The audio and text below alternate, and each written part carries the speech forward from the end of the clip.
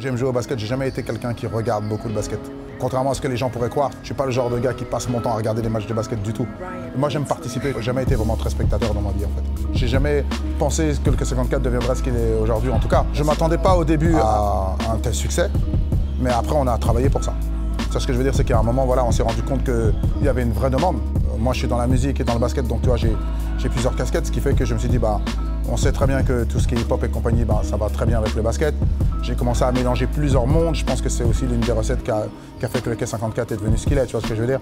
C'est très rapidement qu'on a commencé à installer une stratégie avec mon associé Thibaut de Longeville, un homme d'image et de marketing, qui lui a développé donc l'image du K54 en termes de vidéo. C'est pas comme si je suis en train de me dire, ah, hurrah, on en est là, mais c'est que 14 ans plus tard. Je pense que c'est juste le résultat du travail qu'on a fourni. Avec le K54, on ne s'est jamais assis sur nos lauriers.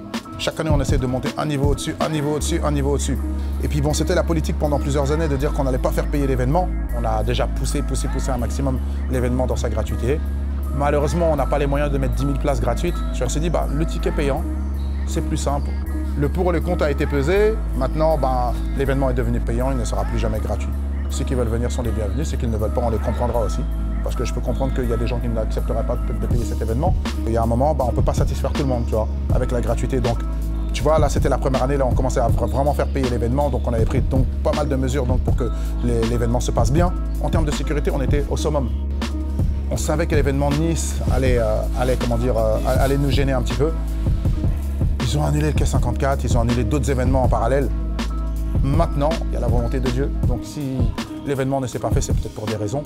Et puis, on travaille pour l'an prochain, c'est tout. Avec les années, qu'on le veuille ou pas, on est devenus des exemples, nous, pour les jeunes. Tu vois ce que je veux dire? Parce que, voilà, comme je t'ai dit, ils nous voient, ils nous regardent. Les jeunes, aujourd'hui, malheureusement, ils n'arrivent pas à prendre l'ampleur du travail que les gens ont pu faire.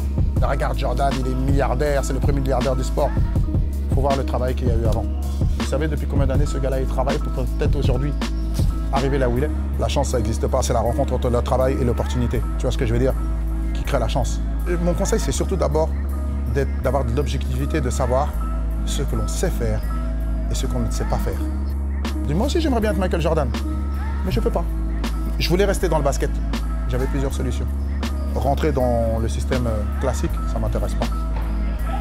J'aime être un peu autodidacte et faire les choses par moi-même. Voilà, j'ai trouvé ma voie. J'ai su ce que je savais faire et ce que je ne savais pas faire.